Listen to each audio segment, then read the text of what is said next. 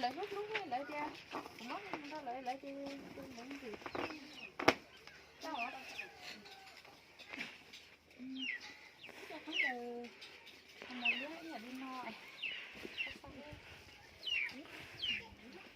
chơi bao giờ chắc chưa em nó nghe em lấy lúc nó lấy đi lấy thì tốt rồi cái này khủng cái này lúc nó không bỏ leo à không để nó lấy cà cua cà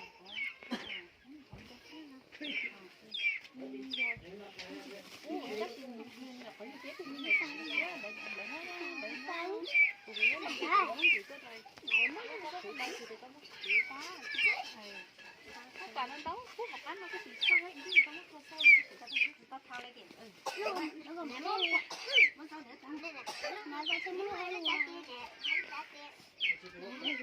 cho em bé mà một miếng nữa làm cái tay cho nó lúc cái tay lúc cái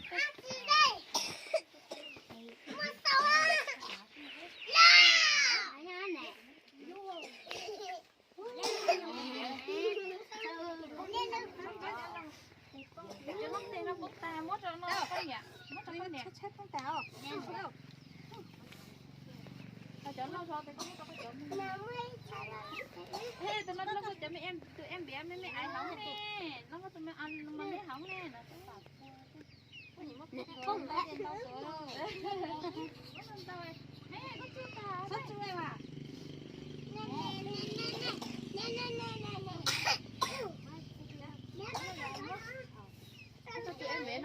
tụi em bé nó thưa có thưa nè tụi nó giờ nhát thưa mấy đứa chị nó nã non nữa nó sợ người lạ nó sợ người lạ em bé mất cho con nhẹ tụi em bé lắm nè ha tụi chúng nó chi cho em bé nè xé nó cho nè cho nó tụi em bé nè nó nói nó nè từ xa ô để chi nó mẹ cô đâu mẹ wow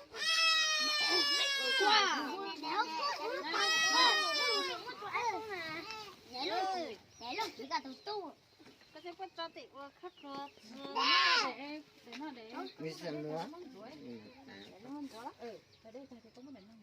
mút xò cả có cục hả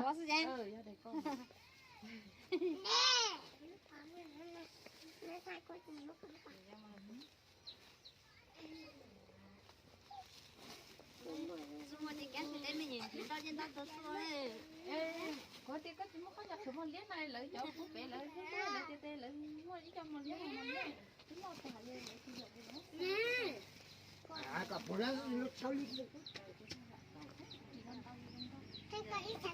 cho nó khử từ mình lên cho tôi biết tốt rồi tôi mất tiền nặng tụi em bé nó chỉ mất tin nặng mấy lúc chi tụi em bé nó này tụi em bé nó thế nè thế nè mất cho nó cho hậu như con nhiệt thật chứ thì trong nãy giờ có mất này ướt xanh nó có mấy ướt cá lửa ướt mùa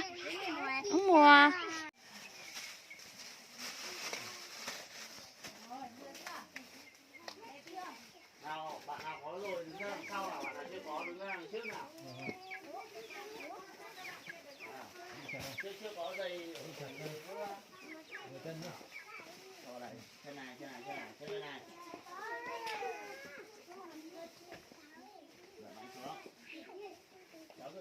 cháu tự cầm dễ đi hơn đây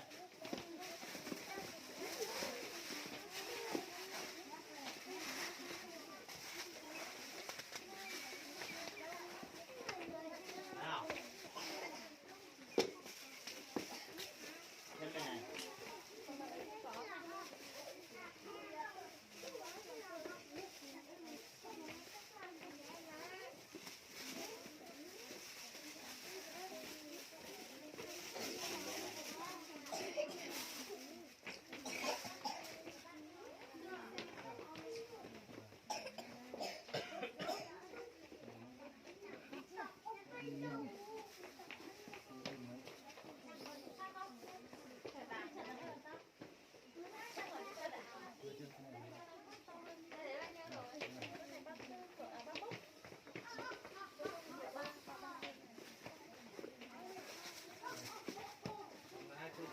trên to quá không vừa.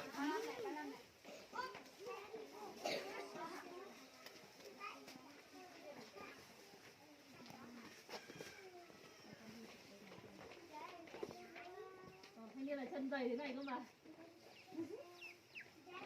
Trong nó bằng nhau hết hay sao ấy? Này, này vừa đúng không? Thanh niên này chân dày cực kỳ luôn.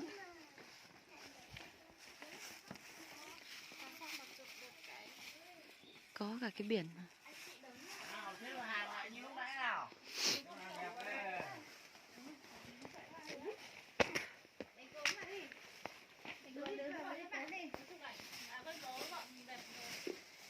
Mọi người vào cho cô giáo chụp một kiểu.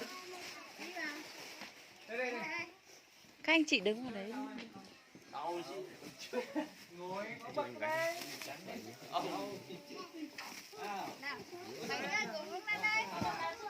Nào thấp gì trước mà cao nữa sao à?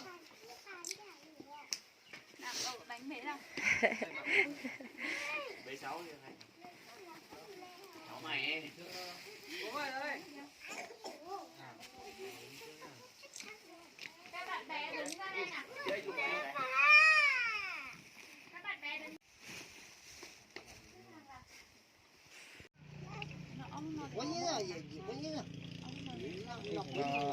Thấy con việc chia. Nó cho tôi mua mấy nhiều thì. Mà tôi thư hổ chứ nó, cái này là tú miệng thay thư hổ này. Tôi thân ăn sống nát cả.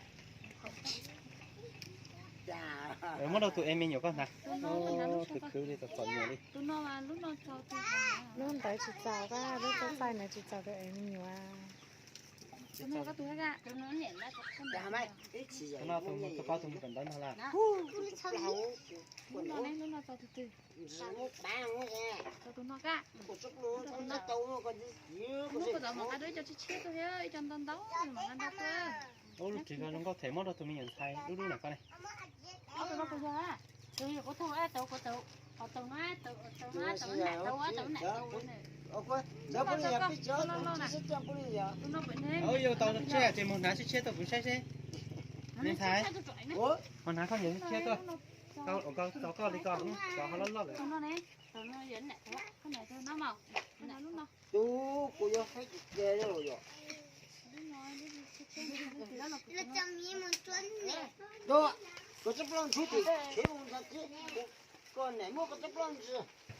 nói ở tôi nó lên từ đây, tôi nói từ nhát học từ rồi. Nó đi kia cho. Lúc nào cô. Lúc nào nó con này. Mua đồ từ tí hậu chế à. Lúc nào nó này. Cho tông nào lúc nó nha. Cái tiền lo có mất được cho chi. Có mua nhiều túi nè.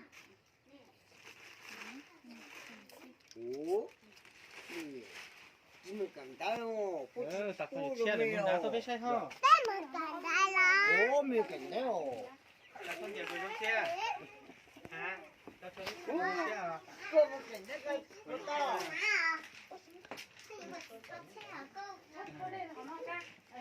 Muốn đá bên sai xe, có lương cao.